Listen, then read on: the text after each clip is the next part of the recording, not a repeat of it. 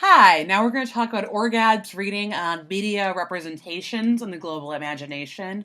This also relates to Apadurai's work, the chapter you read here and now, as well as some of the things Kara and Lowe brought up in the chapter reading for this week. So, some things to think about. How does media representations present reality to us? And so, Orgad begins with listing various approaches to analyses. No law guarantees that things have one true meaning. And if that's the case, how do we understand representation? And one of the dominant way, which we've been arguing for throughout the semester, is through interpretation. And that rather than thinking about this as a debate between the right and wrong interpretations, we should look to equally plausible competing and contesting meanings and interpretations. And I want you to think about this as you begin to work on your papers. You want to find a text that you can justify your reading of in relation to the actual practices and forms of signification used and thinking about what meanings are produced. And that brings us to the nation. The nation state has long been our primary form of identification as a community. And so that's based on the idea of what the nation is based on texts which circulate and meanings that rely on national frameworks of understanding, memories, narratives, ideas, stereotypes, and symbols. And so one of the things to think about perhaps would be how our advertising uses very nationally specific images. The Marlboro Man, for example, works because of our narrative of the Wild West and the cowboy as a hero and as a particular performance of masculinity. And so if without the cowboy, the Marlboro Man doesn't make any real sense or have as much meaning and signification. And so to think about it further then, globalization changes social interaction and communication because the meanings and frameworks for understanding are going to be quite different as we travel through various spaces. And so what is the role then of globalization within the imagination? So if the imagination is a way of addressing the most difficult questions regarding media representations, and Apadurai certainly advocates for thinking about the imagination as being socially useful. We want to think about where power is located and how to understand the power of media imagery in perpetuating the work of the imagination. And so Orgad argues that we should see representation, globalization, and imagination as a conceptual triangle. That is, we want to think about them as being related to each other, and as one shifts, everything else becomes reoriented. And so similar to the concept maps that you made of hegemony, ideology, and governmentality, we also can think about representation, globalization, and the imagination as being similarly implicated in each other. And so, what are representations? How do we think about representations and the work that they do? So, we have a definition of representations as images, descriptions, explanations, and frames for understanding what the world is and why and how it works in particular ways. This carries meaning beyond its immediate function and use. What can constitute representation?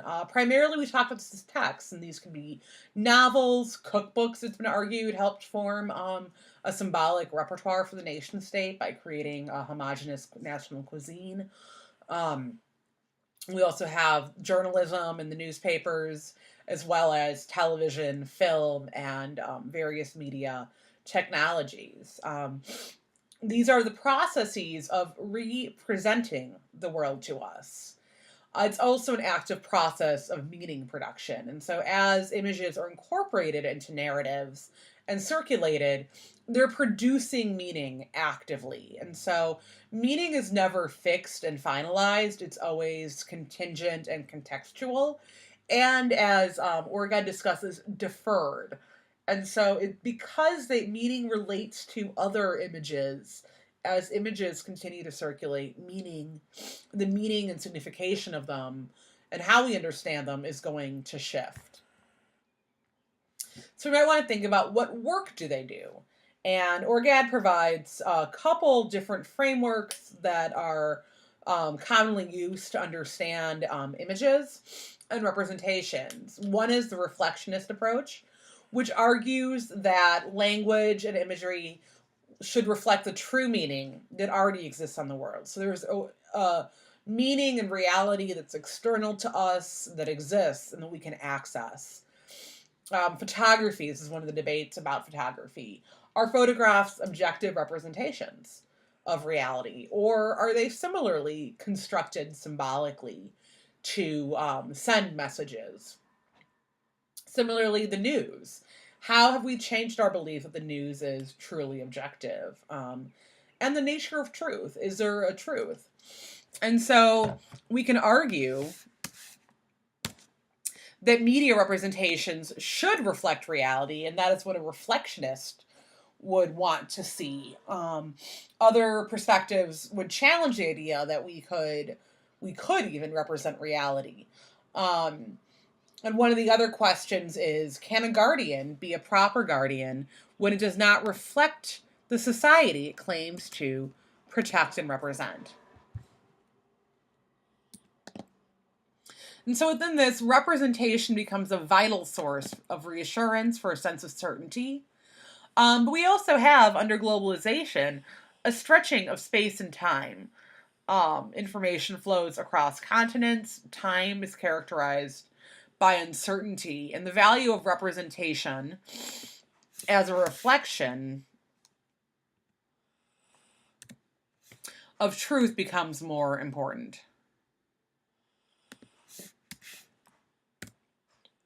But as it becomes more important, it also becomes more difficult. And so representations are uncertain, and in some ways with digital technology, untrustworthy. And so we can think about fake news, Photoshop, and the like in terms of thinking through that. Another approach would be a constructionist approach that argues that seeing representation as merely a mirror of reality is naive, that representation is a construction, selective and particular. In thinking about the example of photography, that would imply that, the photographer is composing an image. They're choosing what to photograph and display. They're choosing how to do that. And therefore, we can't see it as simply a reflection of reality, but it's rather a constructed image or representation of reality. And constructionists would argue that representation generates some meanings and excludes others. And it relies on what we call signification systems. And so those are basically linked meanings that help us make sense of the images that we see. A semiotics approach, as Orgad discusses, sees language as a system of signs. She discusses the signified and the signifier. The signifier is the image or word that represents a concept, which would be the signified. And this is an arbitrary relationship. I often describe this as language, right? And so tree sounds differently in various languages, but it refers to the same object. And so the set of vowel sound or of, pronunciation that we associate with the word tree or dog or table or whatever, is arbitrary. It doesn't necessarily need to be that way, and it only functions because socially we've agreed that that is what that means. And it isn't permanently fixed. It can change, meaning changes over time. Literally, it has shifted meaning. The dictionary added the meaning of figuratively to it because socially we started using literally to mean figuratively. We also often define things in relationship to other elements in a system. So here is not there, us is not them, and so on. And so there's a link between language and difference and how language is used to construct difference. And as Kara and Lowe note in the textbook, identity itself is relational and differential. It's dependent on the process of relating and differentiating ourselves from others and their ways of life. And so as identity is embedded within representation, we also rely on differentiation as a way of articulating that. Post-structuralism, meanwhile, understands that rather than reflecting, media representation is the production and construction of understandings of the world, identities, and subjectivities. And so a post-structuralist would refute the idea of truth or reality, but rather be interested in the signs and symbols that stand in for reality. And so that all we really know is the symbolic imagery that represents reality. And so within this framework, meaning is fluid, ambiguous, and contradictory. It's also a site of struggle and contestation.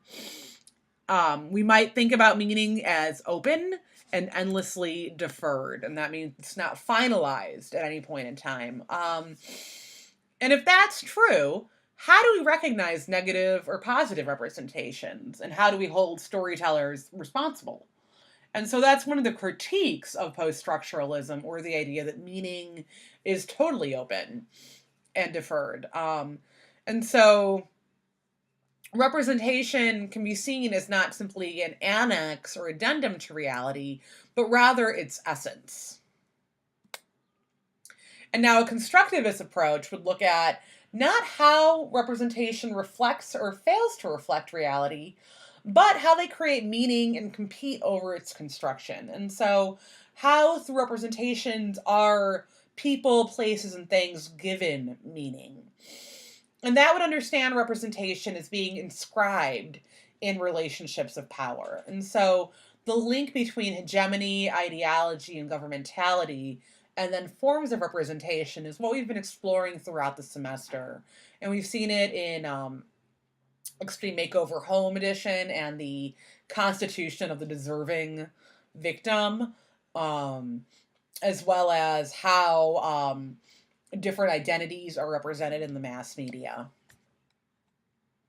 And so, to review, thinking about power, we have its relationship to ideology.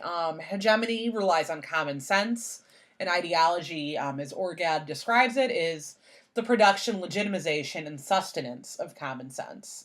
And Orgad gives a brief reading of the seminal article about Donald Duck and the work of ideology in Latin America.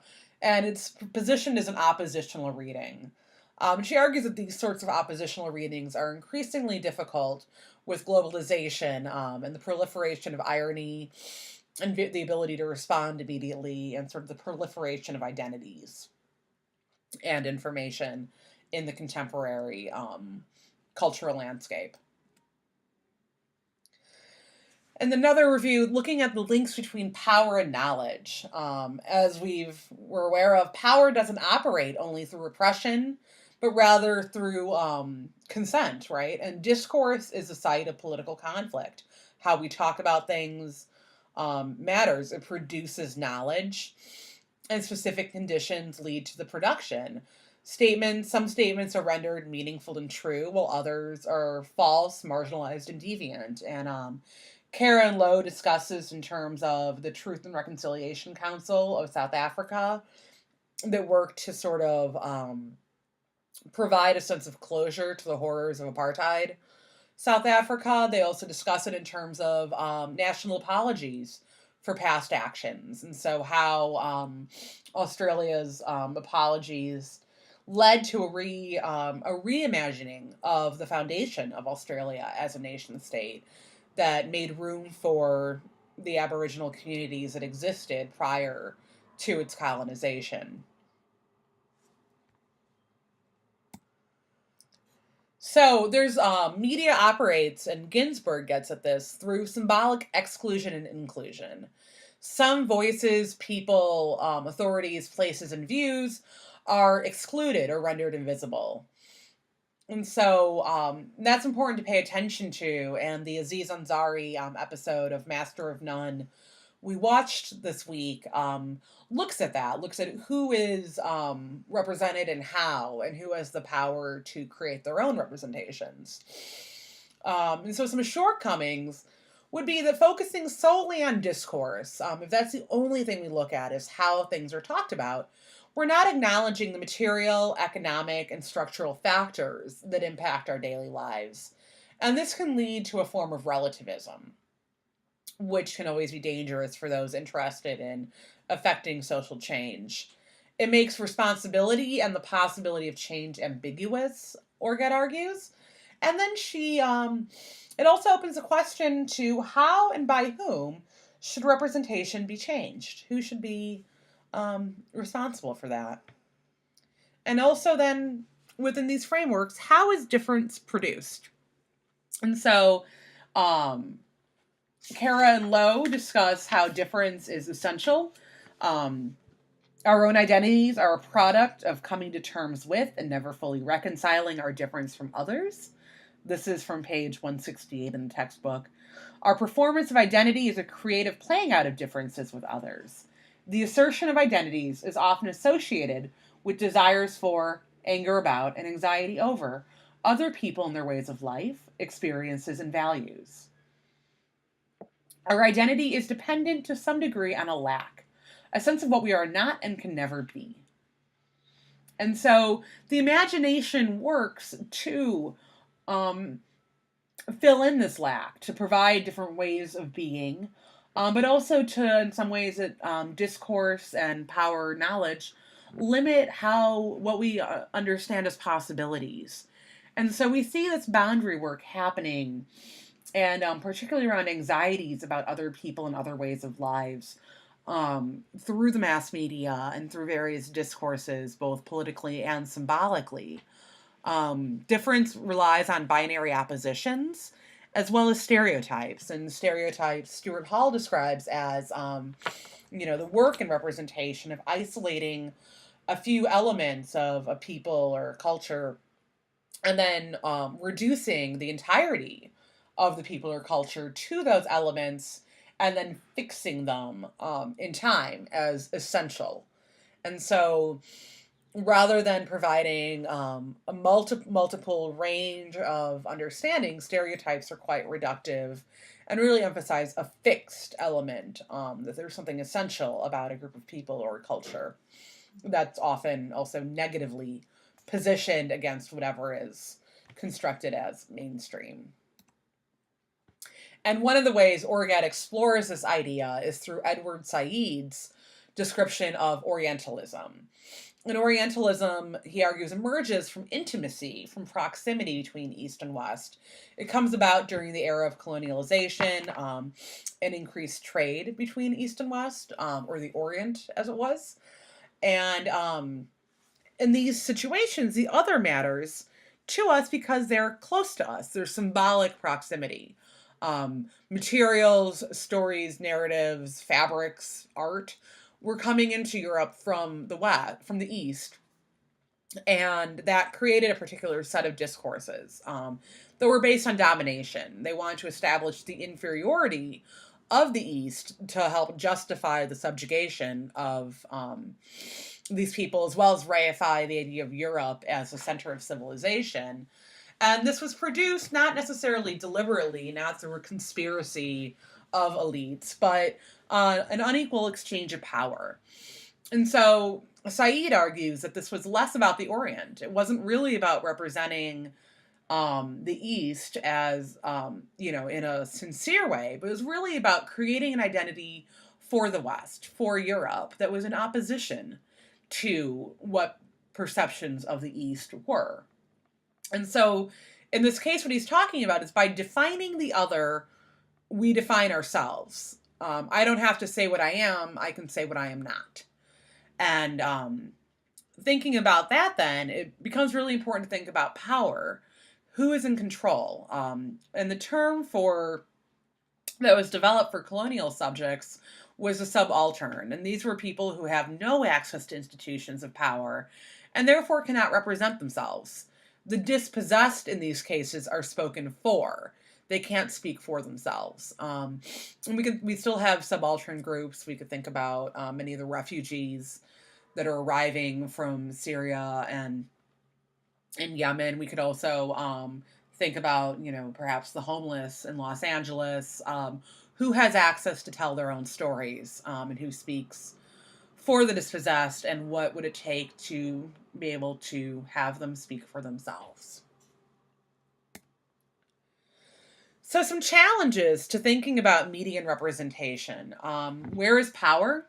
We want to always look for that when we're thinking about what the meaning of particular media images is. We also want to be open to multiple meanings, but think about the dominant meanings that carry ideologies which reconstitute and sustain existing power relations. In the contemporary media landscape, we've seen things. It's more conducive to change, and there's greater access. But as Orgad points out, the there's increasing control of large scale media channels by a few. And so, as the media was democratized or accessed through digital technologies, we can all make movies on our phone, for example. There have been attempts to regain control and consolidate power in the interest of reproducing capitalism and reinforcing existing power relations. So, thinking about that in terms of globalization, how do meanings travel and transform across space and time?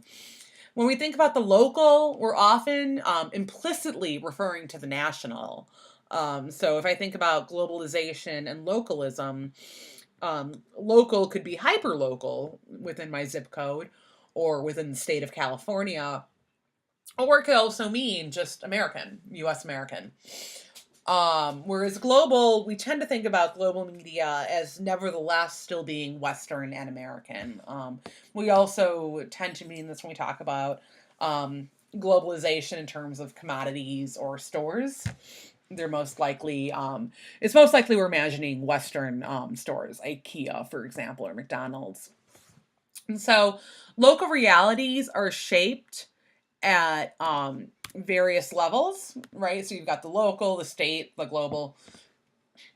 And local representations can acquire global meanings. We're going to talk about that when we talk about nation branding. And so images produce symbolic resources. That's how we get the imagination working. And the imagination then is a negotiation, an interaction between personal and reflective feeling and thinking.